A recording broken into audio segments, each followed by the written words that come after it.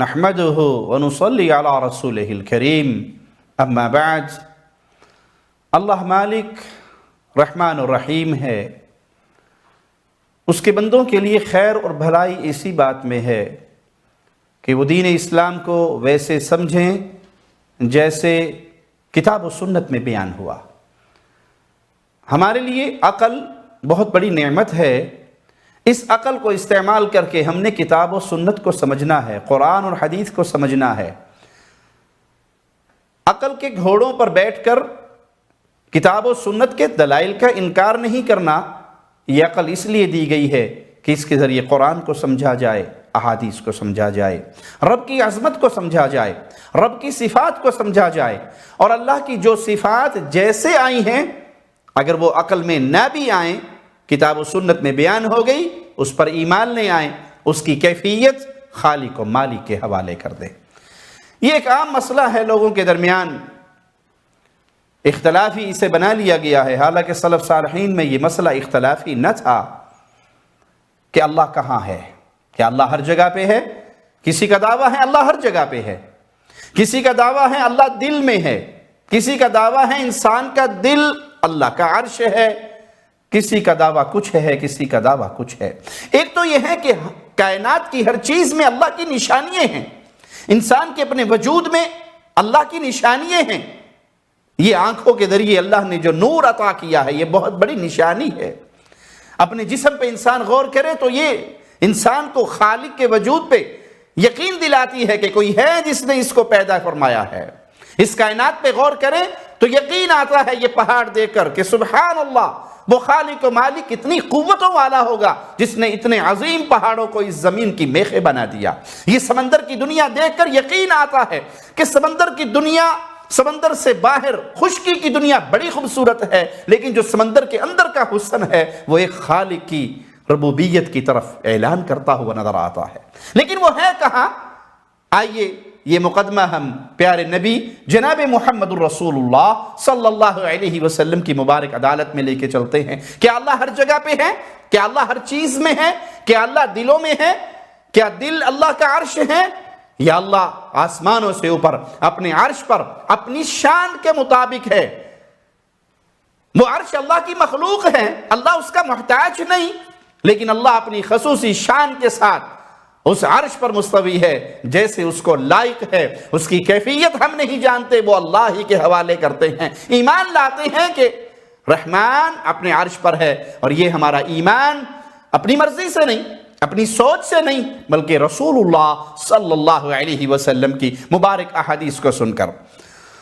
سنن نسائی میں 409 نمبر روایت ہے، ابو ہریرہ بیان کرتے ہیں کہ رسول اللہ صلی اللہ علیہ وسلم نے میرا ہاتھ پکڑا اور فرمایا، یا ابا ہریرہ ان اللہ خلق السماوات والارضین وما بینہما فی 6 ایام، اللہ تعالی نے آسمانوں کو پیدا کیا، زمینوں کو پیدا کیا، وما بینہما، اور جو آسمان اور زمین کے درمیان مخلوقات ہے، خلا ہے، اللہ نے اس سب کو پیدا کیا فی 6 ایام، 6 دنوں میں، ثم استوى علی العرش، پھر خالق و مالک اپنی شان کے مطابق کہ لیس کمثلہ شیء، اس کی کوئی مثال نہیں، اس کی کوئی مانند نہیں، اپنے عرش پر مستوی ہوا۔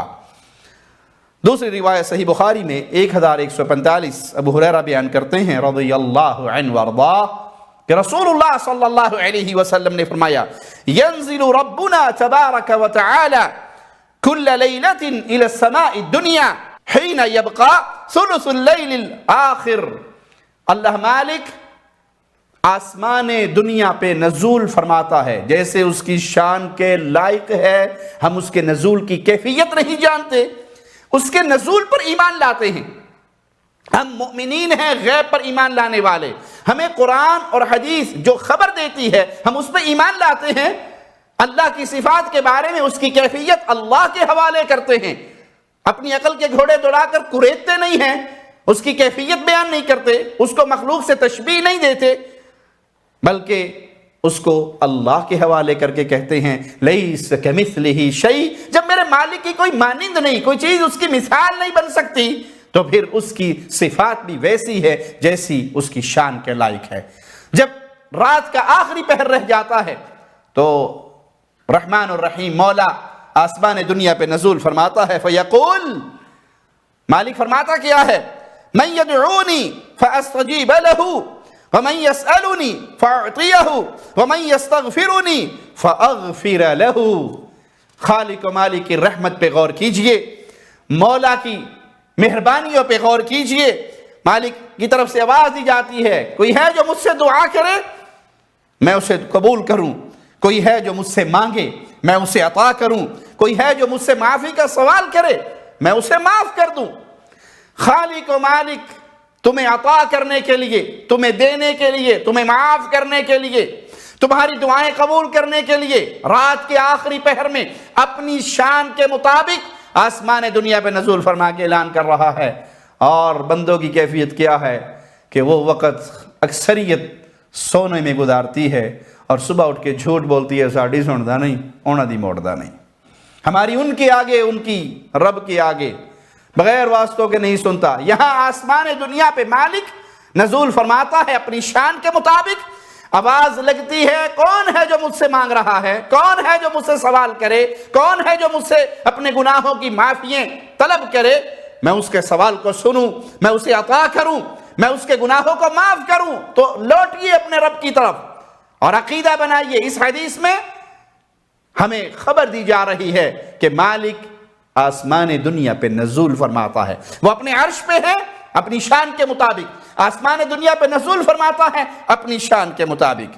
سیدنا ابو ہریرہ بیان کرتے ہیں، اور یہ روایت بھی صحیح بخاری میں 3194 نمبر، کہ رسول اللہ صلی اللہ علیہ وسلم نے فرمایا، لما قضى الله الخلق كتب في كتابه فهو عنده فوق العرش ان رحمتي غلبت غضبي۔ رب کی رحمتوں کا اندازہ لگانا ہے تو پیارے حبیب صلی اللہ علیہ وسلم کا یہ فرمان سنیے۔ جب اللہ سب مخلوق کو پیدا فرما چکا تو اس نے اپنی کتاب، وہ لوح محفوظ جو اسی کے پاس عرش پہ ہے، اس میں یہ لکھا، بلا شبہ میری رحمت میرے غضب پہ غالب ہے۔ جب اللہ کی رحمت اللہ کے غضب پہ غالب ہے تو انسان جتنا مرضی گناہگار ہو جائے، اس سے جتنی مرضی خطائیں ہو جائے، وہ لوٹے اللہ کی طرف، معافی مانگے، اس شیطانی وسوسے کو اپنے دل میں نہ آنے دے، میں نے اتنے گناہ کر لیے، میں کیسے معاف ہوں گا۔ اللہ کی رحمت کا تم اندازہ نہیں لگا سکتے۔ اللہ کی رحمت اللہ کے غضب پہ حاوی ہے، اس پر بھاری ہے، اس پر غالب ہے۔ اور اس حدیث میں ایک اور چیز ہمیں کیا سمجھ آئی؟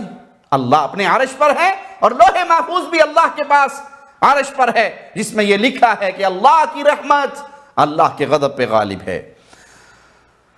مسند احمد حدیث نمبر 6494، عبداللہ ابن عمر بیان کرتے ہیں کہ رسول اللہ صلی اللہ علیہ وسلم نے فرمایا، الراحمون یرحمہم الرحمن، رحم کرنے والوں پر رحمان رحم فرما دے گا، رحم کرنے والوں پر رحمان رحم کرے گا۔ ارحموا من فی الارض، جو زمین میں ہے تم ان پر رحم کرو، یرحمکم من فی السماء، جو آسمانوں میں ہے وہ تم پہ رحم کرے گا۔ حدیث سے ثابت ہوا کہ اللہ کہاں ہے؟ ہر جگہ نہیں، کسی کے دل میں نہیں، کسی کا دل اللہ کا عرش نہیں، ہر پتے کے اندر، ہر ڈالی کے اندر، ہر دم کے اندر اللہ نہیں۔ اللہ کا علم ہر جگہ پہ ہے، اللہ کی قدرت ہر چیز کو گھیرے ہوئے ہے، اللہ کے سامنے کوئی چیز مخفی نہیں، کوئی چھپی بھی نہیں، کوئی غیب نہیں۔ وہ ایک ایک ذرے کو جانتا ہے، کسی درخت کا پتا زمین پہ بعد میں گرتا ہے، رب کے علم میں وہ پہلے ہوتا ہے، لیکن وہ اپنی ذات کے ساتھ کہاں پر ہے؟ عرش پر ہے، آسمانوں سے اوپر ہے۔ حدیث بیان کر رہی ہے کہ اللہ کے نبی صلی اللہ علیہ وسلم فرما رہے ہیں، رحم کرنے والوں پہ رحم کیا جاتا ہے، غریبوں پہ رحم کرو، بیوی بچوں پہ رحم کرو، اپنی اولاد پر رحم کرو۔ سب سے پیارا صدقہ وہ ہے، سب سے باعث اجر وہ پیسہ ہے جو آپ اپنی اولاد پہ خرچ کرتے ہیں۔ آپ مسجدیں بنوا دیں، مدرسے بنوا دیں، یتیم خانے بنوا دیں، اور آپ کی سگی اولاد بیماریوں میں پھنسی ہوئی ہو، دوائیوں کو ترستی ہو، لقمے کو ترستی ہو، اور آپ اپنے گھر میں کنجوس بن کر رہیں اور دنیا کے لیے آپ ہر جگہ پر مال لوٹائیں۔ سب سے پہلے اللہ نے آپ کو ذمہ داری آپ کی بیوی کی دی ہے، آپ کے بچوں کی دی ہے، ان کے علاج کی طرف لوٹئے، ان کے رزق کا بندوبست کیجئے، ان کے لیے آسانیاں کیجئے۔ پھر اپنے غریب رشتہ داروں پہ احسان یہ کیجئے، اپنے غریب پڑوسیوں پر احسان یہ کیجئے، جو زمین میں کمزور ہیں ان پہ رحم کیجئے۔ وہ جو قوت والا اپنے عرش پہ ہے وہ آپ پہ رحم کرے گا۔ جو زمین میں ہیں تم ان پہ رحم کرو، وہ جو آسمانوں میں ہے اللہ وہ تم پہ رحم کرے گا۔ صحیح مسلم حدیث نمبر 537، سیدنا معاویہ کہتے ہیں میری ایک لونڈی تھی جو احد پہاڑ کے اطراف میں بکریاں چرایا کرتی تھی۔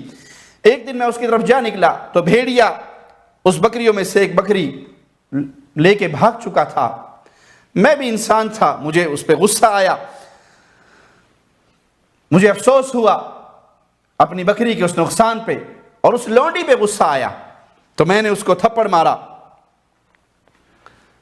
پھر یہ خبر آ کے میں نے رسول اللہ صلی اللہ علیہ وسلم کے سامنے بیان کی تو آپ صلی اللہ علیہ وسلم نے میری اس حرکت کو غلط جانا، مجھے ڈانٹا، آپ ناراض ہوئے۔ تو صحابی رسول ایمان کے اعلیٰ ترین مقام پہ فائز فوراً ہی کہنے لگے یا رسول اللہ صلی اللہ علیہ وسلم میں اس کو آزاد نہ کر دوں؟ اب مجھے افسوس ہو رہا ہے اپنے اس عمل پہ، کیا اس کے لیے میں اسے آزادی نہ دے دوں؟ تو آپ صلی اللہ علیہ وسلم نے فرمایا اسے میرے پاس لے کر آؤ۔ جب وہ آپ کے پاس آئی آپ نے بکریوں کی چرانے والی اس لونڈی سے سوال کیا این اللہ، اللہ کہاں ہے؟ اس نے کہا فی السماء، آسمانوں میں، یعنی آسمانوں کے اوپر اللہ کا عرش ہے، عرش کے اوپر اللہ ہے جیسے اس کی شان ہے۔ آپ نے پوچھا من انا، میں کون ہوں؟ اس نے کہا آپ اللہ کے رسول ہیں صلی اللہ علیہ وسلم۔ دو سوال، اللہ کہاں ہے؟ آسمانوں میں ہے، اوپر ہے، عرش پہ ہے۔ میں کون ہوں؟ اس کے بھیجے ہوئے رسول ہیں۔ آپ نے فرمایا اعتقھا فانھا مؤمنہ، اس کو آزاد کر دو، یہ مومنہ عورت ہے۔ یہ وہ بنیادی عقیدہ جو بکریوں کے چرواہوں تک کو معلوم تھا، آج مولویوں نے اس بنیادی عقیدے کو بھی عوام کے دلوں میں مشکوک بنا دیا۔ قوالوں نے، نعت پڑھنے والوں نے، گویوں نے، جاہلوں نے، ادھر بھی تو ہے ادھر بھی تو ہے، مسجد میں تو ہے مندر میں تو ہے، جدھر دیکھو تو ہی تو ہے، دم دم میں تو ہے۔ تو یہ وہ بنیادی عقیدہ تھا جو رسول اللہ صلی اللہ علیہ وسلم نے اپنے صحابہ کے دلوں میں راسخ کیا۔ کتاب و سنت کے دلائل اس پہ بے شمار ہیں کہ رحمان، خالق و مالک، مولا اپنی ذات کے اعتبار سے عرش پہ ہے، اس کا علم ہر جگہ پہ ہے، اس کی قدرت نے ہر چیز کو گھیرا ہوا ہے۔